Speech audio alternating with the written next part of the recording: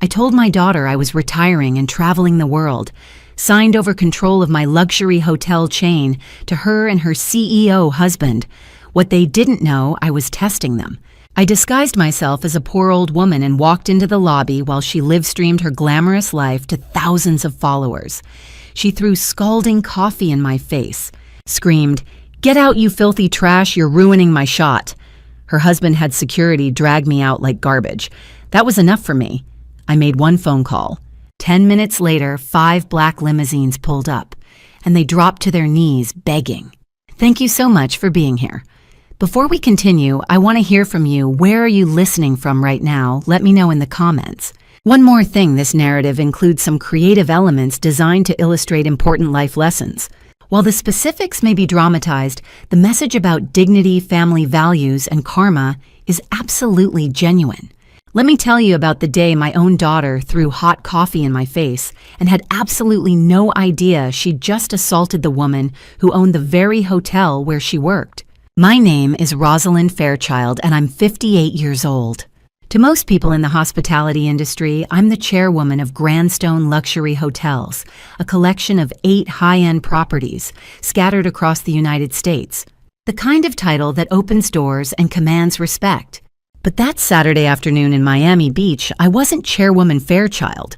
I was just another middle-aged woman in faded jeans and a plain white t-shirt, oversized sunglasses covering half my face, a medical mask hiding the rest. I looked like any cautious tourist trying to avoid the Florida sun. Nobody gave me a second glance. That was exactly the point. 8 months earlier, I'd announced to my family that I was retiring, stepping back, handing over the reins. My daughter Clarissa and her husband Maxwell seemed thrilled, Maxwell especially, since I'd named him CEO of our newest flagship property, the Grandstone Ocean Tower, right here in Miami Beach. They thought I was spending my retirement touring Europe, sipping wine in Tuscany, strolling through Parisian gardens. They had no idea I was actually conducting what I called my final audit, testing them, watching to see if they were truly ready to inherit the empire my late husband and I had spent 22 years building. Richard died 7 years ago, sudden and cruel.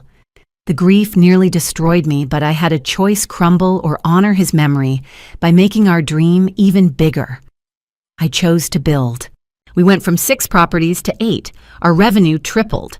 And through it all, I tried to teach Clarissa that real success isn't about the luxury you display.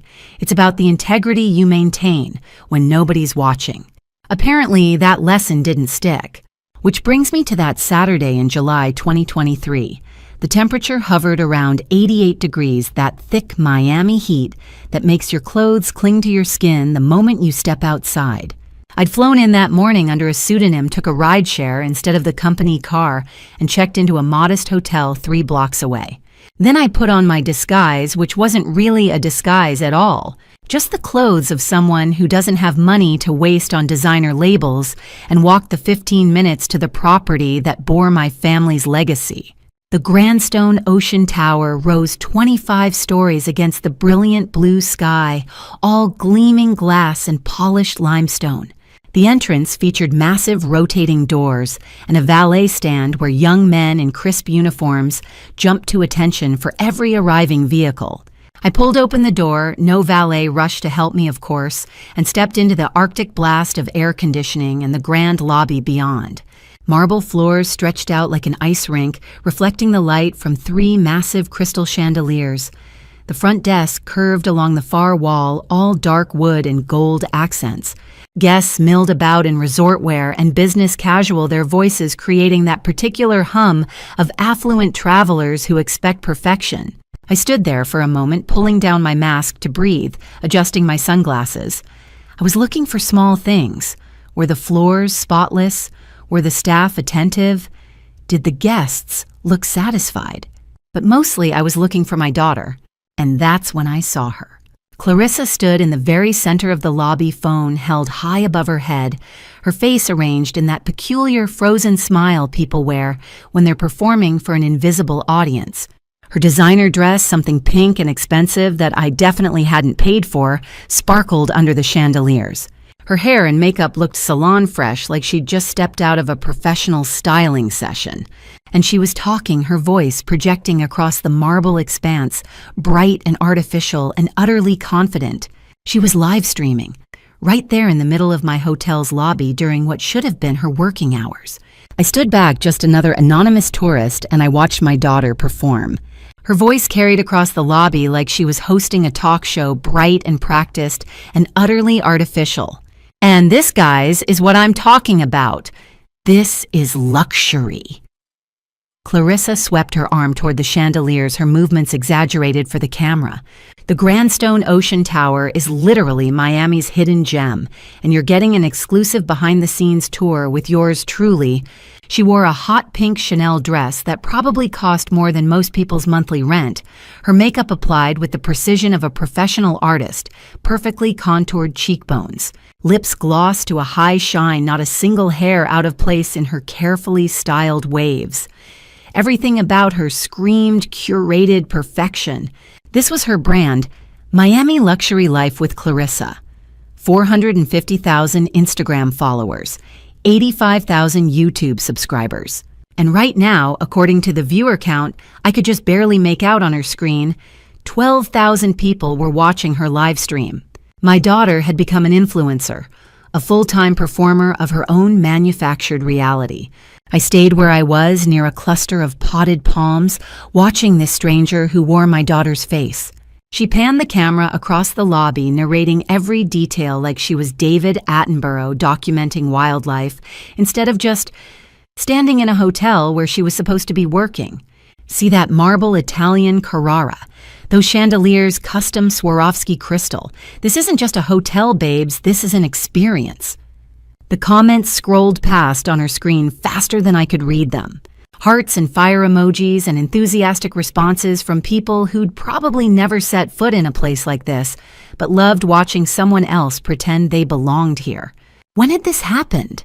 When had my daughter, the girl who used to curl up with library books on rainy afternoons, who'd written a heartfelt essay in 5th grade about wanting to be a teacher, turned into this?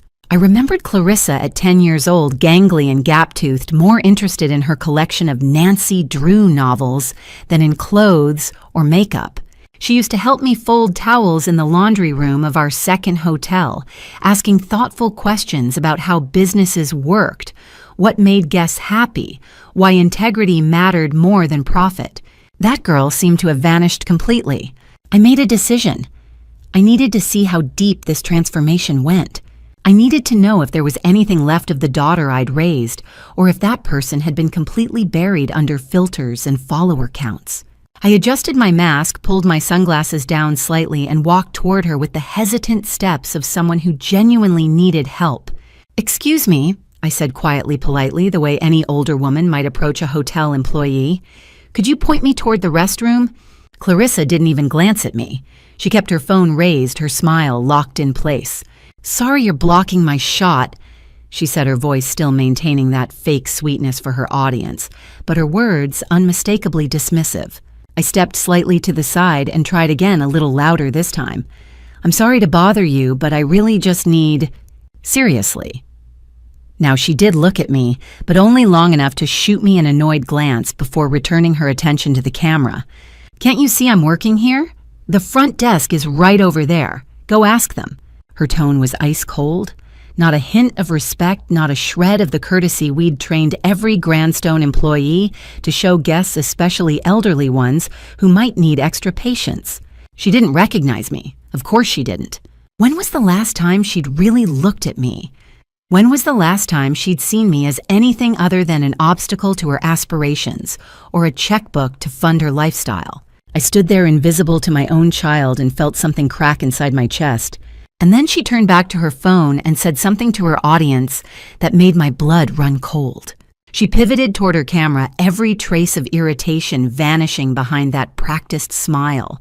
"Sorry about that, everyone," she cooed into the lens, her voice dripping with false sweetness. "You know how it is, some people just don't understand boundaries in luxury spaces like this.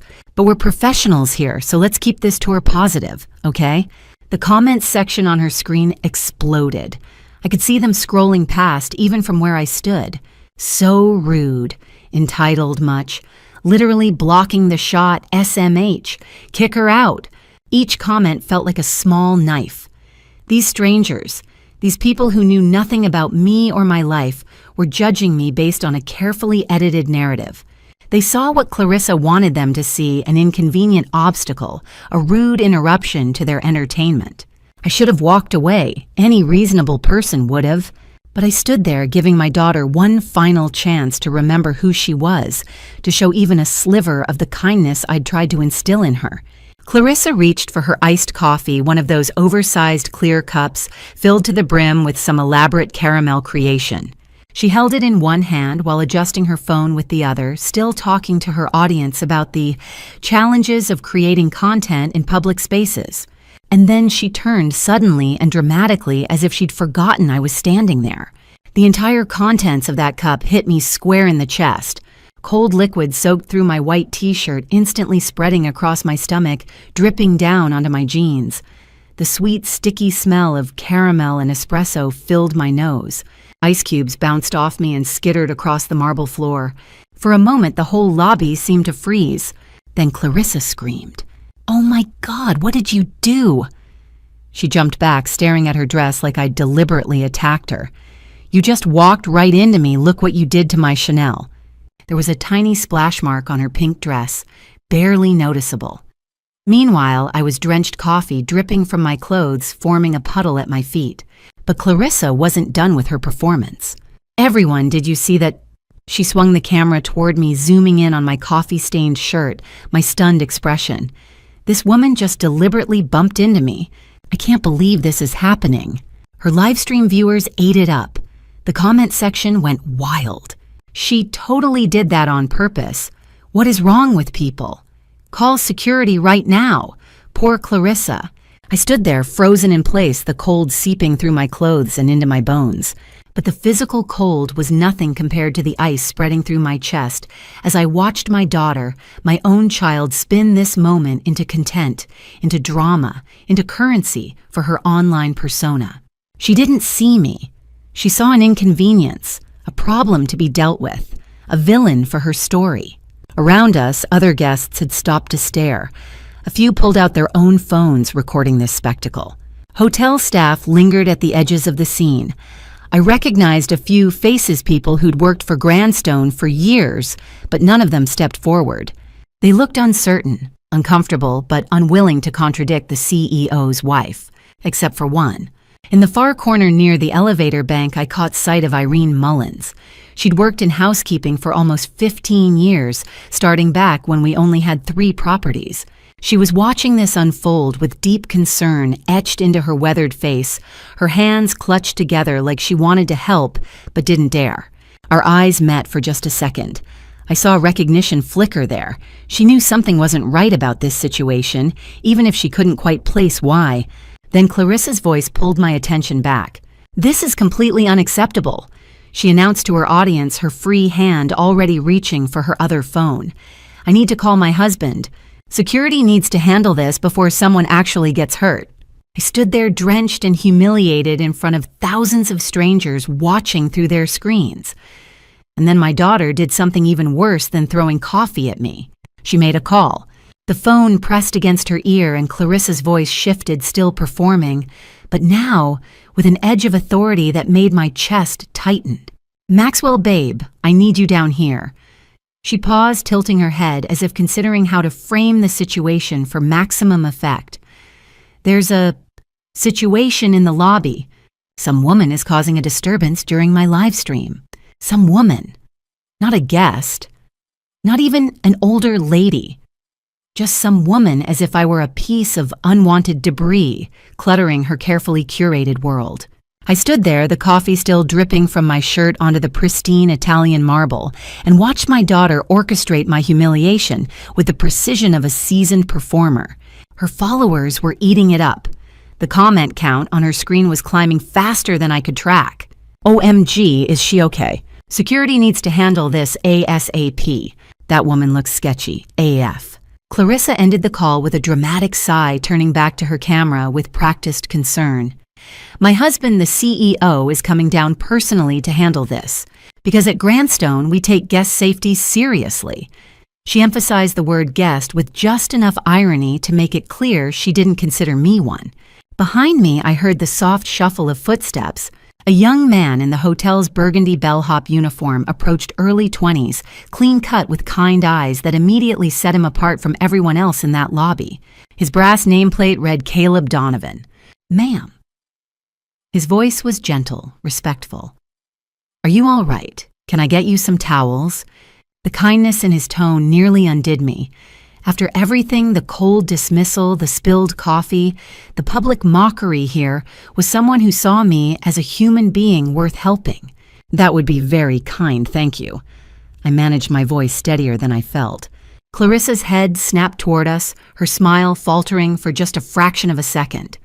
"Caleb, I've already called the CEO. You don't need to—" "I'm just getting the lady some towels, Ms. Fairchild," Caleb said politely, already pulling several thick white towels from a nearby service cart.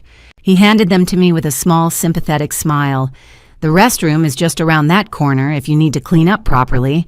I accepted the towels, noting the way Clarissa's jaw tightened. She didn't like her narrative being interrupted by simple human decency. "Guys," she said into her phone, her voice climbing half an octave, "this is exactly what I was talking about earlier. Boundaries, respect. This is a 5-star establishment, and some people just don't understand how to behave in luxury spaces." 12,000 people were watching her turn my humiliation into content. 12,000 strangers were forming opinions about me based on my daughter's performance, and none of them knew the truth. The elevator chimed. My heart began to pound, not from fear, but from the weight of what was coming. I'd given Clarissa every chance to recognize me, to treat a stranger with basic dignity, to show even a glimmer of the values I'd tried to instill in her. She'd failed every test. Now it was Maxwell's turn. The doors slid open with a soft whoosh, and I heard the confident footsteps I'd come to know over the past 18 months, the sound of a man who believed he owned every room he walked into. Caleb was still standing beside me, holding an extra towel. Clarissa had angled her phone to capture the elevator doors, and I, coffee-stained, anonymous, invisible, waited to see if the man I'd appointed CEO of this property would be any different from his wife. My son-in-law was on his way down. The elevator doors slid open and Maxwell Drummond stepped out like he owned the world. Well, at least he thought he did. 6'2" of carefully cultivated confidence, wrapped in a charcoal Armani suit that probably cost more than Caleb made in 3 months. His dark hair was perfectly styled, his jaw set in that expression I'd seen in 100 boardrooms, the look of a man who'd never been told no and didn't plan to start hearing it now. He didn't even glance at me. Why would he? I was just another inconvenience cluttering his pristine lobby. "Maxwell, oh, thank God you're here." Clarissa rushed to him, her phone still recording as she threw herself against his chest. "This woman has been completely out of control." Maxwell's arm wrapped around her shoulders as his cold blue eyes finally landed on me. The contempt in that gaze was pure. "Ma'am," he said, his voice carrying that corporate politeness that actually means get out. "I'm going to have to ask you to leave the premises immediately." I kept my voice calm. "I was simply asking for directions to the restroom, and you've created a disturbance." He gestured at my coffee-stained shirt at the small crowd watching. "Our staff will escort you out. Security." Beside me, Caleb shifted. I could feel his discomfort. This young man who'd done nothing but offer kindness was now caught in the crossfire. "Sir, with respect," Caleb began carefully, "I don't think this lady meant any—" Maxwell's head snapped toward him. "Did I ask for your opinion, Donovan?" The words came out like bullets. The lobby went quiet. Even Clarissa's Livestream comments seemed to pause. "No, sir, but you're fired." Maxwell's expression didn't change. "Effective immediately. Clear out your locker and leave the property within the hour." The blood drained from Caleb's face. "Sir, I've been here 3 years. I don't care if you've been here 3 decades. Maxwell turned back to me as if Caleb had already ceased to exist. "Anyone who questions my authority doesn't belong on my team. Now get out of my sight." Caleb looked at me, really looked at me, and I saw apology in his eyes. as if he'd failed me somehow by trying to help. He opened his mouth, closed it, then turned and walked toward the staff hallway with his shoulders hunched. I watched him go, committing every detail to memory. This boy who'd shown more character in 5 minutes than my daughter had shown in months. Fired. For kindness. Clarissa was practically glowing, angling her phone to catch Caleb's retreat. See, this is what happens when you maintain standards. Excellence doesn't compromise. Her comments exploded. Yes, Queen, your man is powerful. That's how you handle disrespect. CEO energy. My son-in-law had just fired a good employee for defending an innocent woman. My daughter was celebrating it as content, and 12,000 strangers were cheering them on. Heavy footsteps echoed across the marble floor. Jerome Dixon was 40 years old, stood 6'4", and had the build of a man who'd spent his entire life in the military. He looked like he could snap me in half without breaking a sweat. "Get her out," Maxwell said coldly. "Now, and don't be gentle about it." Jerome's hand closed around my upper arm like a vice. His fingers dug into the soft flesh above my elbow, hard enough that I knew there'd be bruises tomorrow, 5 perfect circles in purple and yellow. "Let's go, lady," he growled already, pulling me toward the entrance. "Don't make this harder than it needs to be." I didn't resist. What would be the point I let him drag me across that beautiful Italian marble floor I'd personally selected 3 years ago? Each step echoed in the sudden silence. The crowd of guests had stopped pretending not to watch. A middle-aged couple near the concierge desk whispered to each other. What did she do? Poor woman. Must have been something serious. Near the front desk, I caught sight of Heather Dalton, one of our reception staff. 28 blonde, always professional. She was watching with wide eyes, her hand frozen halfway to her keyboard. I could see the concern on her face, maybe even recognition. But she didn't speak up, just watched as I was forcibly removed. In the far corner, partially hidden behind a floral arrangement, stood Irene Mullins, our head housekeeper, 50 years old, 22 years with the company. She was staring at me with narrowed eyes, her head tilted slightly as if trying to solve a puzzle. But she remained silent, too. Everyone remained silent, except Clarissa. And that is how you handle entitled behavior. Her voice rang across the lobby, bright and triumphant. Justice has been served everyone. When you disrespect a luxury establishment, there are consequences. The comments flowed. You tell them, girl. So brave. She got what she deserved. Your husband is a king. Jerome pushed me through the revolving door with unnecessary force. The door spun glass and brass, catching the light, and then I was outside. The Miami heat hit like a physical wall. 90 degrees, maybe more, the sun beating down relentlessly. The coffee stains on my white shirt were drying, leaving dark brown marks. My jeans felt damp and uncomfortable.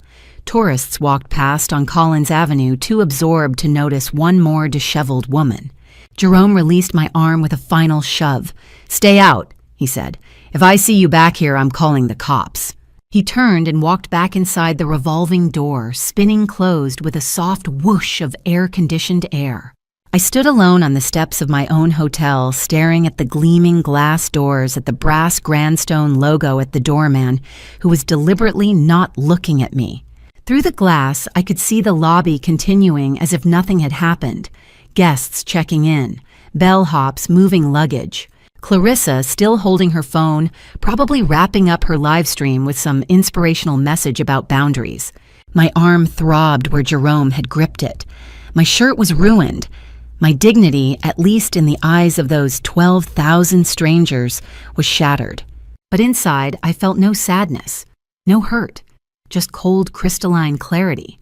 I stood there in the Miami heat watching the doors of my own hotel close behind me. They thought it was over. They thought they'd won. They had no idea what was coming. Outside, under the brutal Miami heat, I pulled out my phone and made the call that would change everything. Chester Hammond, the number I'd saved 15 years ago when I'd first promoted him from regional manager to chief operating officer. The man who'd stood beside me through expansion projects, hostile takeover attempts, and my husband's funeral. The only person in the entire organization I trusted without question. He answered on the first ring. Mrs. Fairchild, are you all right? I've been monitoring the situation. Of course he had. Chester wasn't just competent, he was thorough. When I told him 3 days ago that I'd be conducting this test, he'd positioned himself exactly where he needed to be ready to move the moment I gave the signal. Chester, I said, my voice steady despite the tremor I felt inside. It's time. Bring the cars, contact the board of directors, and bring every file we have on Maxwell Drummond and Roger Kensington. A pause. Then, including the embezzlement evidence, ma'am, are you certain? I've never been more certain of anything in my life. I looked back at those gleaming glass doors at the hotel that bore my family's name, at the empire my husband and I had built from nothing. I gave them every chance, and they showed me exactly who they are.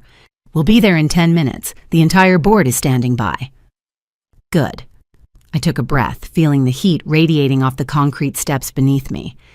And Chester, bring the additional support I requested as well. Already arranged, ma'am. 10 vehicles, full documentation, legal team prepared. Thank you, Chester. It's an honor, Mrs. Fairchild. What they did to you today. His voice tightened with barely controlled anger. It ends now. I ended the call and sat down on the steps outside my own hotel.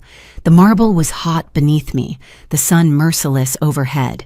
Sweat began to bead on my forehead, mixing with the faint stickiness of dried coffee on my skin. I probably looked like exactly what Clarissa had called me, some poor, disheveled woman who didn't belong in a place like this.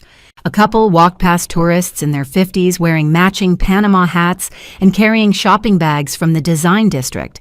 The wife stopped when she saw me concern crossing her kind face. Ma'am, are you okay? Do you need us to call someone? The genuine compassion in her voice nearly broke something in me. A complete stranger showing more care than my own daughter had. That's very kind of you. I managed, offering her a small smile. I'm fine, really, just waiting for my ride. She didn't look convinced, but her husband gently touched her elbow and they continued down Collins Avenue, glancing back at me with worried expressions. I checked my watch. 8 minutes. Inside the hotel, Clarissa was probably still basking in her viral moment. Maxwell was likely already back in his office, having forgotten about me entirely. Jerome had returned to his security station, and 12,000 people had watched me get humiliated without knowing the truth. But in 8 minutes, the truth would arrive. I thought about Caleb Donovan, that young man who'd lost his job for showing basic human decency. I thought about Heather Dalton's conflicted face, wanting to help, but too afraid to risk her position. I thought about Irene Mullins, who'd served this company for over 2 decades, watching in silence as I was dragged out like trash. And I thought about the $3.5 million that Maxwell and Roger Kensington had embezzled over the past 18 months, thinking I was too old, too trusting, too checked out to notice the discrepancies in the expansion project budgets. The pain in my chest, the heartbreak of being rejected by my own child, had crystallized into something harder, sharper, more dangerous. 7 minutes, 6 minutes, 5. And then I heard it, the low rumble of engines, multiple engines growing closer. 5 black limousines turned onto Collins Avenue in perfect formation. They moved like a funeral procession, slow, deliberate, impossible to ignore. The lead vehicle bore no markings, no flags, nothing to indicate who was inside. But the sheer presence of 5 identical Mercedes S-Class limousines rolling up to a hotel entrance was enough to stop traffic.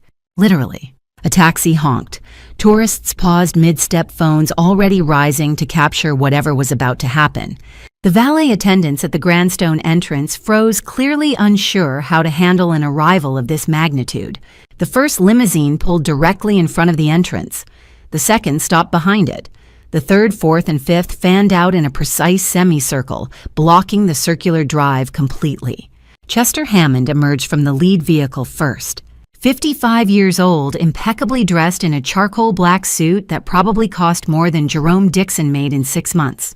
His salt and pepper hair was perfectly combed, his expression calm and professional.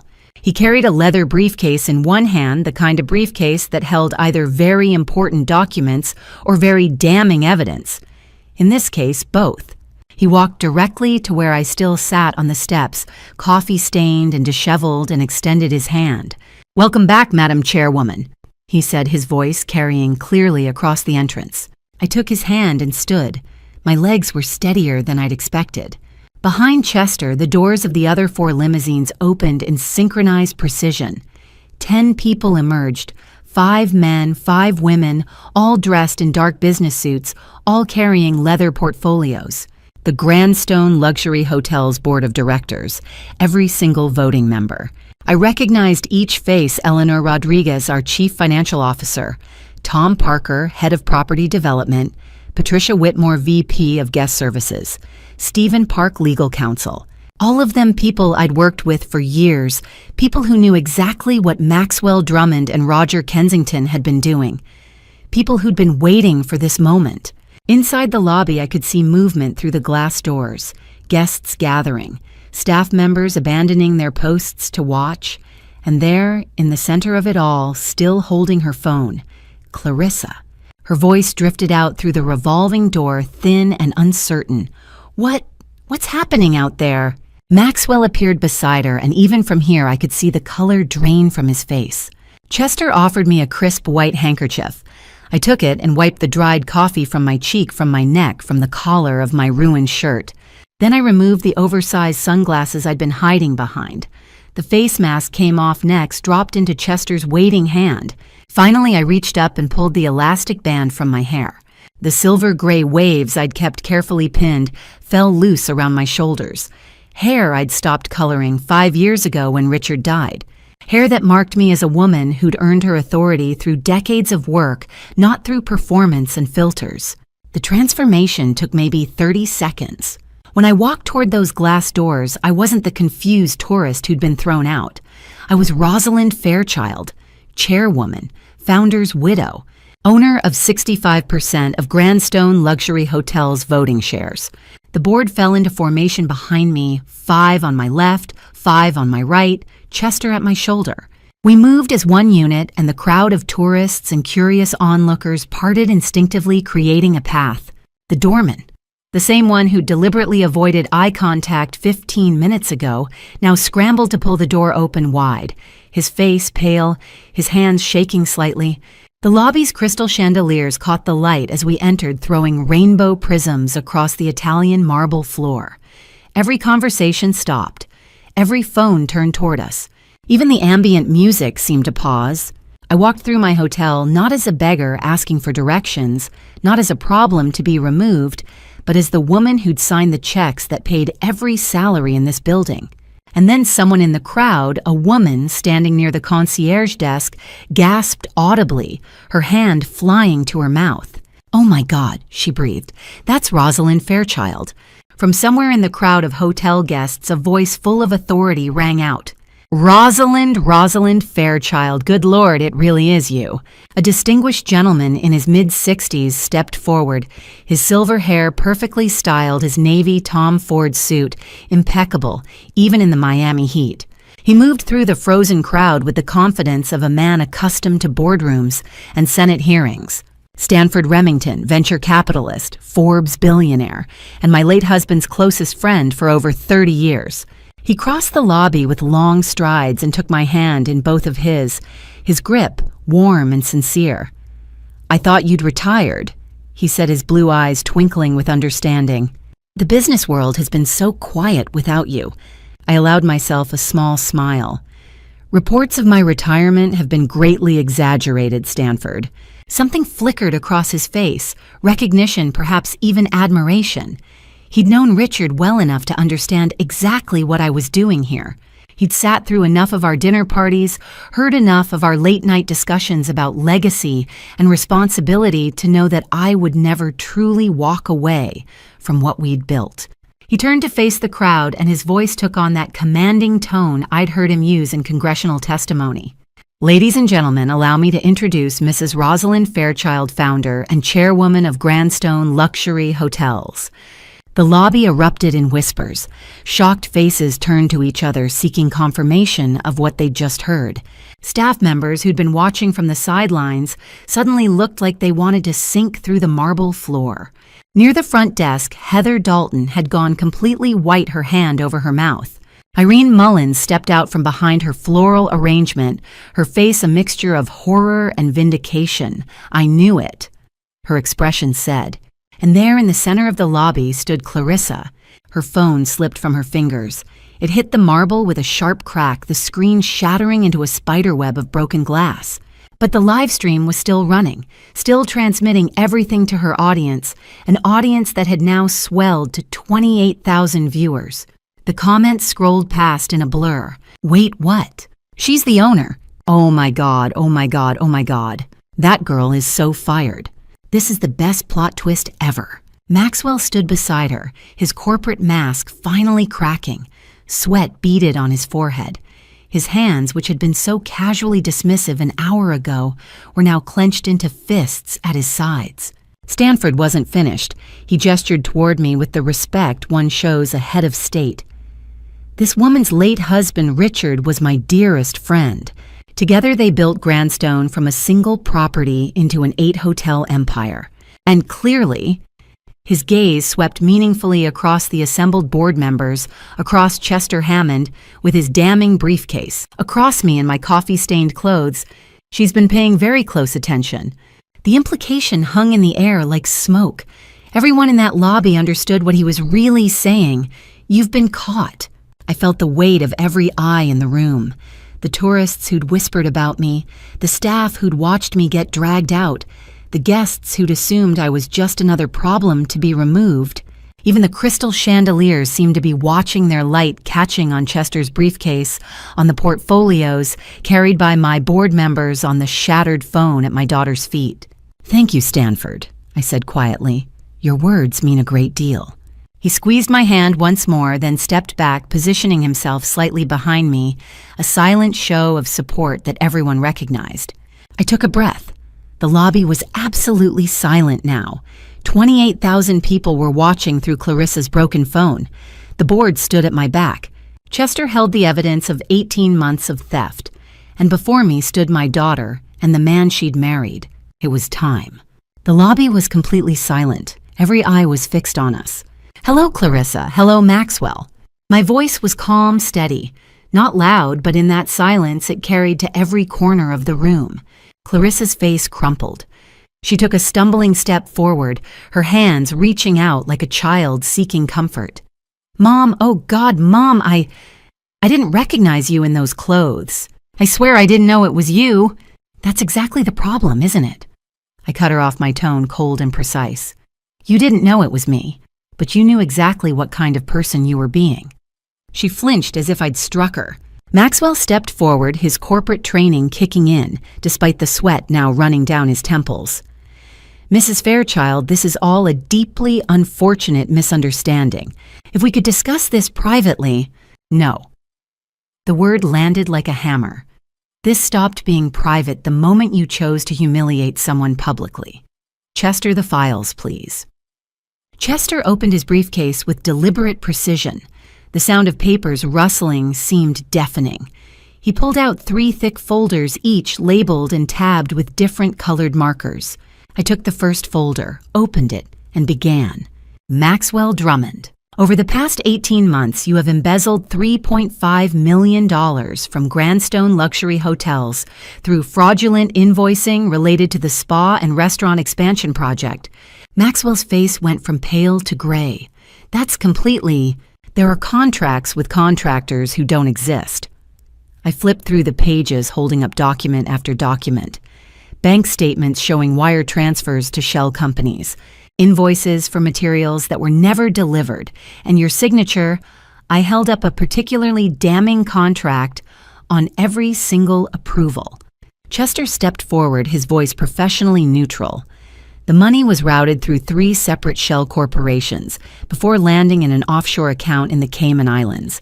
We have the full paper trail. This is fabricated. Maxwell's voice rose, cracking slightly. I would never, and you didn't do it alone. I turned my attention to the back of the lobby where Roger Kensington, our chief financial officer, 48 years old father of 3, was trying to edge toward the rear exit. Roger, stay where you are. 2 board members moved to block his path. Roger froze, his face ashen. Roger Kensington signed off on every fraudulent approval. I continued. He created the false budget reports. He manipulated the quarterly statements to hide the discrepancies. In exchange, he received, I consulted the document, $400,000, deposited into an account under his wife's maiden name. Roger's mouth opened and closed like a fish pulled from water. No sound came out. The crowd was transfixed. Somewhere, someone's phone was recording. Clarissa's shattered phone was still live streaming from the floor. I could see the notification counter climbing 32,000 viewers now. Clarissa stood frozen mascara beginning to streak down her face in black rivers. Her hands trembled at her sides. Effective immediately. Maxwell Drummond, you are terminated from your position as CEO of Grandstone Ocean Tower. Your employment with Grandstone Luxury Hotels is ended. Security will escort you from the property. You are not to return. Maxwell's jaw clenched. You can't. I can, and I am. I turned to my daughter. Clarissa Fairchild, you are removed from your position as Director of Marketing and Brand Management. Your employment with Grandstone Luxury Hotels is terminated, effective immediately. Mom, please. Her voice was barely a whisper. You both had every opportunity to show character today. You chose cruelty instead. You chose greed. You chose to humiliate someone you thought was powerless. I paused, then turned my gaze to Jerome Dixon, who stood near the security desk, his face carefully blank. And those who enabled this behavior, who followed orders without question, who used force against an innocent person, they're done here too. Jerome Dixon, you're terminated, effective immediately. Jerome's eyes widened in shock. Now you all know how it feels to be powerless. The silence that followed was absolute. Those words hung in the air like a death sentence. For a moment, nobody moved. Then Clarissa's knees buckled. She dropped to the marble floor and grabbed at my hand with both of hers. Mom, please, I didn't know anything about the money, you have to believe me. I pulled my hand away gently but firmly. Maybe you didn't know, but you knew how you treated people, how you treated strangers, how you treated me. I'm sorry. Her voice broke into sobs. I'm so sorry. Please, I'll do anything. Just give me one more chance. You had a chance every single day, Clarissa. My voice was steady, though something inside me was cracking. You showed me exactly who you've become. I can't enable that anymore. Maxwell's shock was transforming into rage. He stepped forward, face flushed. You can't do this. I'll sue. This is defamation. Chester's voice cut through like a blade. Security. The real security team, please escort these two individuals off hotel property. Two professional security officers appeared, not Jerome's people, but members of the corporate team Chester had brought. They were calm, efficient, unmoved by Maxwell's threats or Clarissa's tears. Don't touch me, Maxwell jerked away. I'm calling my lawyer. This is wrongful termination. This is justice, I said simply. They led them toward the entrance, Maxwell shouting threats, Clarissa looking back at me with devastated eyes. The crowd parted. Nobody spoke. Nobody defended them. The 32,000 people watching through the broken phone saw everything. When the doors closed behind them, the lobby seemed to exhale. I turned and found who I was looking for. Mr. Donovan. Caleb straightened still in his burgundy uniform. Yes, ma'am. You were fired today for doing the right thing. I'm reinstating you immediately, and I'm promoting you to guest relations manager. You showed integrity when nobody else did. That's rare. His mouth opened, closed, opened again. I don't know what to say. Thank you, Mrs. Fairchild. You earned it. I turned to address the remaining staff. The rest of you, your jobs are safe. Nothing changes except leadership. Chester will be acting CEO until we find a permanent replacement. Relief rippled through the crowd. Shoulders relaxed. A few people smiled. I spoke with Chester, briefly confirming next steps and authorizing legal action against Maxwell and Roger. Stanford shook my hand and promised to call. The board dispersed with their instructions. Then I went to the hospital. The emergency room doctor treated the minor burns on my arm, first degree, nothing serious, just salve and bandages. The coffee stains would wash out, the bruises would fade. 2 hours later, I sat in the back of Chester's limousine as it drove toward my home in Coral Gables. The sun was setting, painting the sky orange and pink. I was alone, and finally I let myself cry. Not dramatic sobs, just quiet tears sliding down my face as the city rolled past. Tears for the daughter I'd raised and the stranger she'd become. Tears for the family I'd thought we were. I'd won the battle. But it felt like the loneliest victory of my life. I thought the worst was over. I was wrong. 3 days of silence. 3 days of hoping they'd learn the lesson. Then on Tuesday morning, my doorbell rang. I was in my study at the Coral Gables estate reviewing quarterly reports from our other properties, trying to lose myself in numbers and projections, anything to avoid thinking about what had happened in that lobby. The house felt too big, too empty. Richard had always filled it with his laughter, his presence. Now it was just me and the echoes. The doorbell chimed at 10 o'clock. When I opened the door, they were on their knees on my front steps. Clarissa wore a plain gray t-shirt, no designer labels, no carefully coordinated outfit. Her hair hung limp around her face, unwashed. Her eyes were swollen and red-rimmed like she'd been crying for days. Maybe she had. Maxwell knelt beside her in jeans and a wrinkled polo shirt. The Armani suit was gone. The corporate confidence had evaporated. He looked smaller, somehow diminished. "Mom," Clarissa's voice cracked on the word. "We've lost everything. The penthouse, the cars, our accounts, they froze everything. We have nowhere to go." I stood in the doorway, my hand still on the handle, my heart a stone in my chest. "Please." Maxwell's turn, now his voice stripped of its usual arrogance. "Mrs. Fairchild, I made terrible mistakes, but we're family. Doesn't that mean something? Doesn't that count for anything?" I looked at my daughter, really looked at her. Her cheekbones stood out too sharply. Her hands trembled. This was the girl I'd rocked to sleep when she had nightmares. The teenager who'd cried on my shoulder after her first heartbreak. The woman I'd walked down the aisle just 2 years ago. Every instinct screamed at me to pull her inside to hold her to fix this. "I'll start at the bottom," Clarissa whispered. "I'll scrub floors. I'll answer phones. I'll do anything, Mom. Just don't shut me out completely. I'm begging you." She pressed her forehead to the concrete step. A sob shook her shoulders. I thought about Richard, about the night before he died when he'd held my hand and told me, "Sometimes the greatest love is letting them fall so they can learn to stand on their own." I'd argued with him then, said that parents should always catch their children. He'd smiled sadly and said, "If you never let them fall, they'll never learn to fly." Clarissa, Maxwell. My voice was steady, though tears were already building behind my eyes. "I love you both, but you need to stand on your own feet. It's the only way you'll truly grow." "Mom, no!" Clarissa's head snapped up, panic flooding her face. "Please don't do this." "I believe you can do this." A tear escaped running down my cheek. "Prove me right." I stepped back and closed the door. Through the solid wood, I heard Clarissa's wail, raw and broken and utterly devastating. I heard Maxwell's angry shout, then his attempt to comfort her, then both of them pleading, begging, promising anything and everything. I pressed my back against the wall and slid down until I was sitting on the floor of my own foyer, my hands pressed over my mouth to muffle the sounds of my own crying. The doorbell rang again, and again.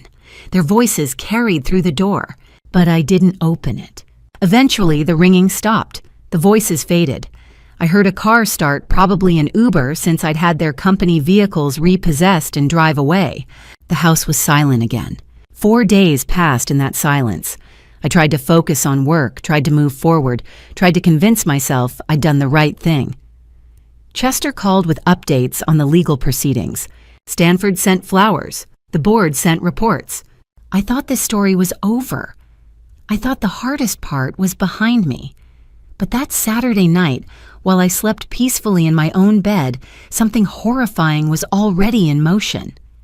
Before I reveal the shocking event that rocked the entire neighborhood, comment, "Still listening, so I know you're with me." Heads up, what comes next is partly dramatized to make a powerful point. Skip if that's not your thing. Otherwise, let me tell you about the night everything burned. It was Saturday, July 22nd, 2023, 4 days after I'd closed the door in their faces. I'd gone to bed early, exhausted from endless board meetings and conference calls with our legal team about the embezzlement case. The clock on my nightstand read 1:45 a.m. when something pulled me from sleep. Not a sound, a smell. Sharp, chemical, wrong. I lay still for a moment, my brain foggy with sleep, trying to place it. Gas leak. No, that had a different quality, sweeter, almost sulfuric. This was harsher, more acrid. Like, my eyes snapped open. Gasoline. I sat up, my heart already beginning to race. The smell was stronger now, seeping under my bedroom door like an invisible fog. This wasn't a leak. This wasn't an accident. Someone was in my house.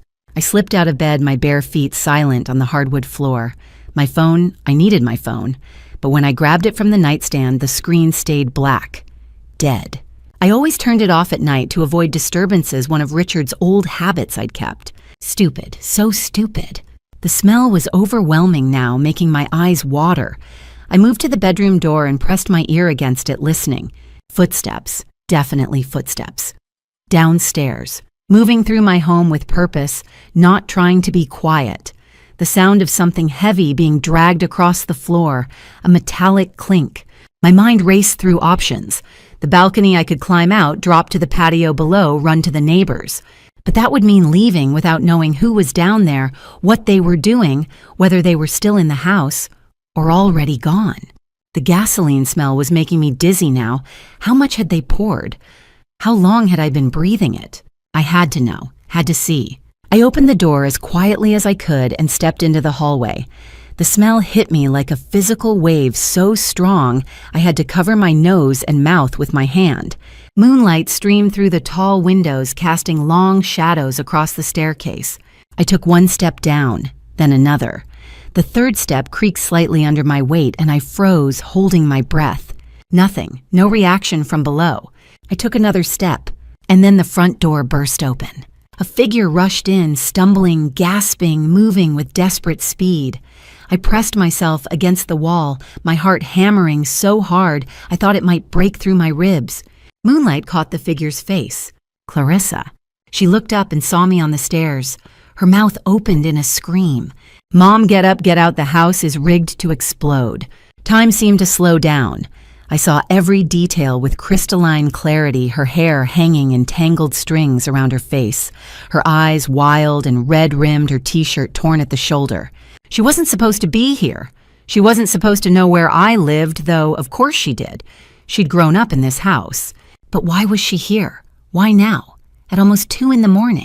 And who had rigged my house to explode? Mom, move. She was already running toward the stairs, her hands outstretched. We have maybe 2 minutes, maybe less. He set a timer. My blood turned to ice.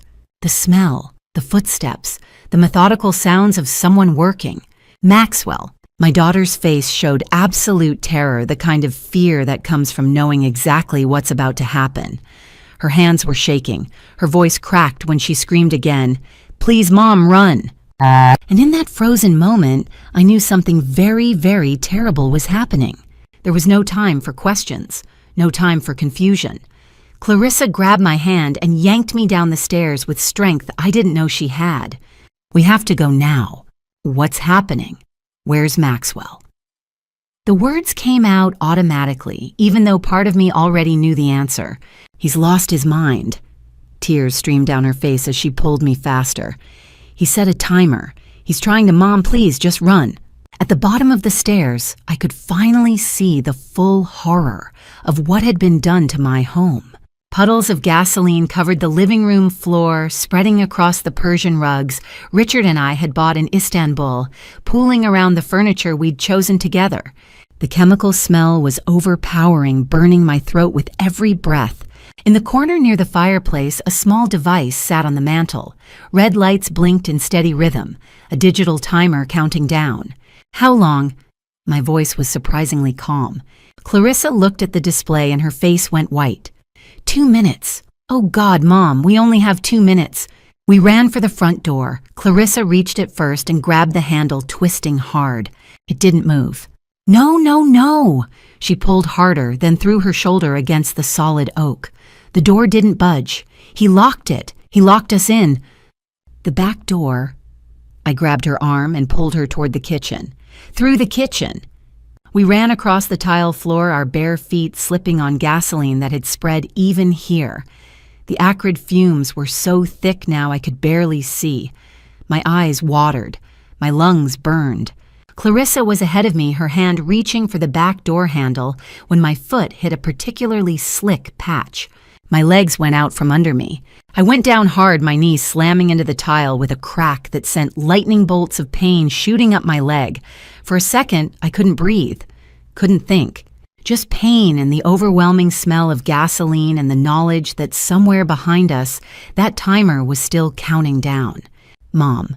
Clarissa was there instantly, her hands under my arms trying to lift me. Get up, please get up, we're almost out. I struggled to my feet, putting weight on my injured knee and nearly collapsing again.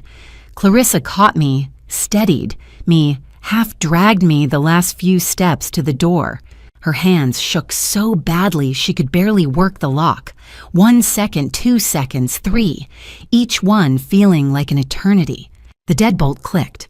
The door swung open. Cool night air rushed in sweet clean, free of chemicals. I could see the backyard, the pool reflecting moonlight, the hedges along the property line. Freedom, safety, life. We stumbled through the doorway together, and then the world exploded. The blast lifted us off our feet and hurled us forward like rag dolls. I felt myself flying through the air in a strange, weightless moment that seemed to last forever and no time at all. The sound was beyond sound, a pressure that punched through my entire body, turning everything into a high-pitched ringing that swallowed all other noise. I hit the grass hard, rolling the world spinning in a kaleidoscope of sky and ground and fire. My injured knee screamed. My shoulder took the brunt of the impact. Somewhere in the chaos, I lost track of which way was up. When I finally stopped rolling, I lay there on the wet grass, gasping for air. My ears rang with a steady, piercing tone. Everything hurt. My vision was blurred, doubled, swimming with stars and shadows. But I was breathing.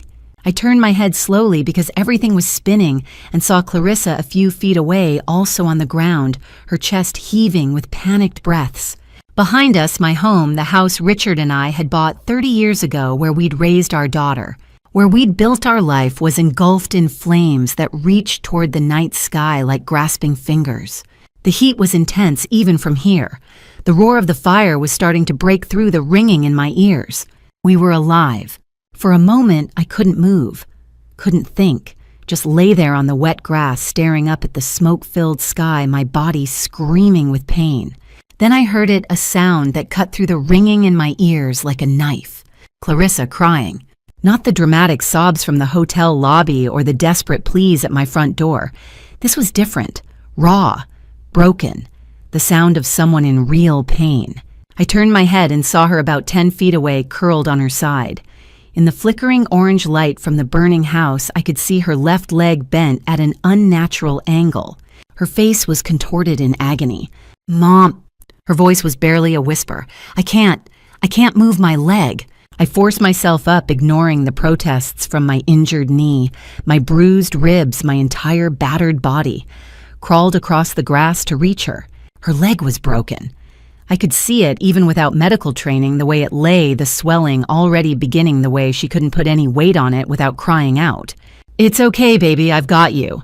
I brushed the hair back from her soot-covered face. We're safe now. A deep, ominous rumbling came from inside the house. I looked back. The flames had spread to the kitchen, and the kitchen was where the main gas line ran through the wall, feeding the stove, the water heater, the fireplace. 30 years in this house, I knew every pipe, every wire, every potential danger. And I knew what that rumbling meant. We have to move. I tried to keep my voice calm. Right now. I can't. Clarissa's eyes were wide with pain and fear. Mom, I can't stand. I can't. Then I'll carry you. I didn't give her time to argue. I got behind her, hooked my arms under hers, and started dragging her across the lawn away from the house. Every movement sent fresh agony shooting through my burned hands, my wrecked knee. Clarissa cried out as her broken leg dragged across the grass. I'm sorry, I gasped, pulling harder. But we have to get farther away. The gas line, 20 feet from the house, 25, 30. The rumbling grew louder, 40 feet, 50. My strength was giving out. My vision was blurring. I couldn't breathe, couldn't think, couldn't do anything except pull and pull and pull. 60 feet. I collapsed beside Clarissa, both of us gasping, and wrapped my body over hers just as the world exploded for the second time. This blast was different, bigger. The first explosion had been gasoline igniting, flash and fury. This was structural destruction. The gas line rupturing, feeding the fire with pressurized fuel, turning the entire house into a bomb. The shockwave rolled over us like an invisible hand, pressing us into the earth. I felt the heat on my back, felt debris whistling overhead. Something heavy landed a few feet away, a piece of the chimney red brick blackened with soot. Then the house began to collapse. The roof went first, caving inward with a sound like thunder. The walls buckled and fell. Windows exploded outward in glittering cascades. The second floor, where I'd slept peacefully just an hour ago, folded down into the first floor with a crash that shook the ground beneath us. I stayed over Clarissa, shielding her as burning pieces of wood and shingles and glass rained down around us. Something hit my shoulder. Something else grazed my arm. But nothing hit her. Finally, the rain of debris slowed, stopped. I lifted my head. Where my home had stood, where Richard and I had planned our future, where we'd celebrated Clarissa's first steps, where we'd hosted Christmas dinners and anniversary parties and quiet Sunday mornings, there was only fire and rubble and smoke rising into the pre-dawn darkness. Gone, all of it, gone. Beneath me, Clarissa was sobbing. I'm so sorry, Mom. This is all my fault. I should have known, I should have stopped him. Shh. I rolled off her and pulled her against me, careful of her broken leg. You came back. You warned me. You saved my life. But Maxwell, I know. I held her tighter. I know. Sirens wailed in the distance, growing closer. Someone must have called 911. Red and blue lights began to flash through the trees at the end of the driveway. Debris still smoldered around us. Black smoke filled the sky. My hands were ruined. Clarissa's leg was broken. We were both covered in burns and cuts and bruises. But we were breathing. We were alive, and we were together. Fire trucks, ambulances, and police cars flooded the driveway. Paramedics lifted us onto stretchers. As they wheeled us toward the ambulances, I kept my eyes on Clarissa, refusing to let her go. Miami General Hospital put us in the same room. I wouldn't have it any other way. Clarissa had a broken leg and second-degree burns on her arms. I had severe burns on both hands and smoke inhalation. But we were alive, and we held each other's hands across the gap between our beds. That's when she told me everything. She'd overheard Maxwell on the phone late that night, something about tonight ends everything. When she'd questioned him, he'd brushed her off. But she couldn't shake the feeling something was wrong. She'd found gas cans in his trunk, a timer lighter fluid. When she'd confronted him, he'd admitted everything with chilling calm, said I'd destroyed his life and he was going to destroy mine. Starting with me. She'd run, stolen his keys and driven like a madwoman to warn me. Chester arrived the next morning with news Maxwell had been arrested trying to flee. They'd found his fingerprints on the timer device receipts for gasoline and text messages detailing his entire plan. 3 weeks later, Clarissa and I sat side by side in the Miami-Dade County Courthouse. She leaned on crutches, her legs still in a cast. My hands were bandaged, healing slowly but leaving scars I'd carry forever. Maxwell was led in wearing an orange jumpsuit, hands-cuffed face, empty of the charm that had once fooled us all. That's when the final truth emerged, the truth that explained everything. Maxwell Drummond's real name was Maxwell Richardson. His father, Richard Richardson, had competed with Grandstone in 2008. When the financial crisis hit, Grandstone survived. Richardson's company didn't. He lost everything. In 2010, Richard Richardson died by suicide, leaving behind a 15-year-old son who blamed my family for everything. Maxwell had spent 13 years planning his revenge, changed his name, created a new identity, Marrying Clarissa wasn't love, it was strategy. The $3.5 million embezzlement was just the beginning. He'd planned to bankrupt Grandstone piece by piece. When I'd fired him when his plan failed, he decided if he couldn't destroy my legacy, he'd destroy me. The prosecutor presented the evidence: gas cans, timer, accelerants, text messages, reading, "If I can't destroy her legacy, I'll destroy her." Clarissa testified with a shaking but clear voice.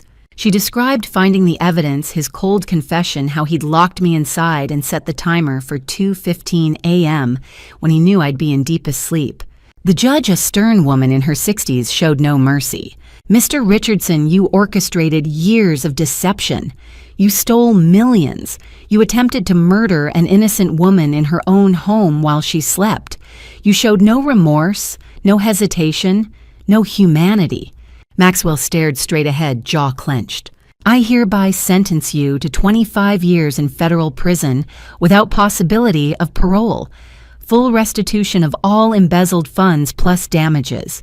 And when you are released, if you live that long, you will be permanently barred from working in hospitality, finance, or any position of trust." 25 years. He'd be nearly 60 when he got out if he survived prison at all. As they led him away, he looked at Clarissa once, not with anger or regret, with nothing, just emptiness. My daughter looked away. 2 years passed like water through fingers. The Coral Gables estate had been rebuilt more beautiful than before, with modern fire suppression and security systems. The gardens flourished again. Clarissa stood beside me on the new front steps, her leg fully healed, her influencer days long behind her. She worked at Grandstone now as assistant manager of guest relations Caleb's department. She'd earned it through genuine hard work, and she loved it. "Mom," she said softly, "I'll never be able to thank you enough for giving me a second chance, for saving my life." I pulled her close. "You saved mine first, sweetheart. People say blood is thicker than water, but I learned something that night in the flames. Love isn't perfection. It's getting back up after you fall. It's running into the fire for the people who matter even when you're terrified." My daughter had been lost, but when it mattered most, she chose right. She chose me, and that choice redeemed everything. Being a mother isn't raising perfect children. It's loving imperfect children unconditionally, and when they fall, helping them find the strength to stand again. Forgiveness isn't weakness. It's the strongest thing we can do. That's my story. The day my daughter threw coffee in my face and learned what family truly means. And to you listening to this story, remember this: God gives us trials, not to break us, but to shape us. When I saw my daughter throw that coffee in my face, I could have walked away forever. But God whispered to my heart, this is a test of your love, not her worthiness. These family drama stories teach us that forgiveness is divine. God commands us to love unconditionally, especially when it's hardest. These grandma stories aren't just about hurt, they're about redemption, about choosing grace over grudges. If you're facing betrayal from someone you love, don't do what I almost did. Don't close your heart completely. Yes, set boundaries. Yes, demand accountability. But leave room for God's miracles. Because the girl who humiliated me became the woman who saved my life. Family drama stories like mine remind us people can change. Grandma stories passed down through generations all say the same thing: love bears all things, believes, all things hopes, all things endures, all things.